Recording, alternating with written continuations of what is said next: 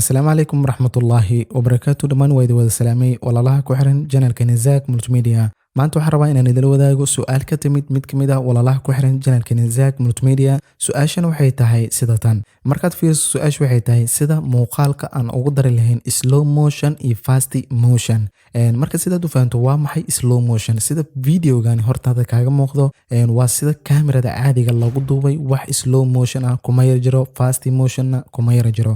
laakiin markaan yar saarno slow motion sida tan oo hortaada ka muuqato ayuu noqonayaa waana qaab oo sida tartiib oo kale ayuu u soconayaa laakiin markaan fast motion aan ku yar daranana qaabkani ayuu noqonayaa marka muuqaalkan waxaan kula wadaagi doonaa sida loogu sameeyo Adobe Premiere Pro anagoo adeegsanayno laba qaab oo aad iyo aad u fudud marka aan u gudubno Adobe Premiere Pro markaan Adobe Premiere Pro ga aan sidan u soo furano sidaad u jeedo marka videogan aan ku baraatikeenano dhammaantood waxaad kala soo degi kartaa website-ka freepixel.com ama Mixkit ayaan inta badan adeegsadaa laakiin videoyadan waxaan ka soo degsaday freepixelvideo.com ayaan ka soo degsaday adiga website aan hore u sharxay marka dad ka fiiriso channelka dib waad u helaysaa ama waxaan idin soo dhigi doonaa commentiga ugu horeeya website-ka aad kala soo degi lahaydeen videoyada aad ku baraatikeen lahaydeen marka ugu horeyso marka videogan ayaa waxaan yarakeysanayna dhankani oo timeline-ka laba qabood waad u keen kartaa inaad soo duraan gareyso aad keento timeline-ka ama inaad dhahdo right click kadibna aad ka sii xulato new sequence from the clip marka aad new sequence from the clip aad dhahdo haddaan play aan dhahno muuqaalkeena waa sida kamerada loogu duubay wax laguma darin oo speed ah ama slow motion ah videogan marka sidee ayaan slow motion aan ugu dari doonaa sidaan hore aan kaaga soo ballan qaaday waxaan u sameyn doonaa laba qaabood ayaan adeegsan doonaa marka wadadan waa wadada ugu horeyso ee loo sameeyo slow motion iyo fast motion ugu hore marka videogaaga ayaad waxaad leedahay right click markaad right click aad dhahdo kadib marka waxaad kasii dooranaysaa speed duration marka waa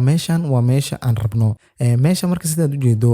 speedka waa 100 waa sida standardka caadiga ah oo speed ah kuma jiro slow motion ana kuma jiro waa sida originalka ah marka haddii 100kani aan tiro kusii yara daro oo sida 120 110 haddaan ka yara dhigo videogayga wuxuu noqonayaa fast motion laakiin haddaan 100kan wax ka yara dhimo aan ka yara dhigo 98 90 oo kale haddaan ka yara dhigo wuxuu noqonayaa videogayga slow motion marka hadda aan ka yara dhigno tusaale ahaan konton oo kale haddaan ka yara dhigno kadibna aan dhahno okay videogeena sidaad u fahanto waxaa yara galay slow motion marka hadda play aan yara dhahno videogeena qaab slow oo kale ayuu u yara soconayaa marka qaabkaasi waa qaabka ugu horeeya aad u samayn karto speed ama slow motion sidoo kale haddii aad rabto inaad ku yara darto fast motion ugu hore waxaad leedahay right click kadibna waxaad kasii dooranaysaa speed duration meeshan 100ka ah ayaad kordhinaysaa tusaale ahaan waxaad ka yara dhigaynaa 120 oo kale markaan 120 aan ka yara dhigno kadib waxaan leenahay okay marka hadda videogeena waxaa noogu yara darsamay fast motion marka haddaan bilowga aan geeno haddana play aan dhahno sidaad ujeedo fast degdeg ah ayaa ku yara jiro marka tani waa wadada ugu horeyso ee loo sameeyo fast motion iyo slow motion qaabka labaad marka muxuu yahay qaabka labaad ee loo sameeyo slow motion iyo fast motion wuxuu yahay in meeshani aad double click aad ku siiso markii videoga uu sidan kuugu soo yar weynaado marka ugu hore marka waxaad sameynaysaa right click ayaad videoga dul leedahay kadib waxaad kasii dooranaysaa show clip keyframes kadib waxaad kasii dooranaysaa time kadib marka waxaan kasii dooranaynaa speed marka sidaad u jeedo meeshan wuxuu noo keenay calaamadani line-kan ah waa calaamada keyframe-yadooda oo inta badan laga adeegsado marka haddii midkani sare aan u qaado videogayga wuxuu ii galayaa speed motion ayuu galayaa haddaan sare aan u qaadno wuu soo yaraanaya mar walba videoga inta uu soo yaraado videogaaga speed ayaa ku yara jiro laakiin mar walba videogaaga oo inta uu isii yara bato waxaa kusii yara furmayo slow motion marka calaamadan haddaad sare aad u qaado waxay tahay adigoo click tahaya haddaad calaamadaas aad ku dhagto sare haddaad u qaado waxay la micno tahay videogayga igu dar speed igu dar ayay la mid tahay laakiin haddaad line-kan aad qaybta hoose aad usoo yara jiido waxay la micno tahay in videogaaga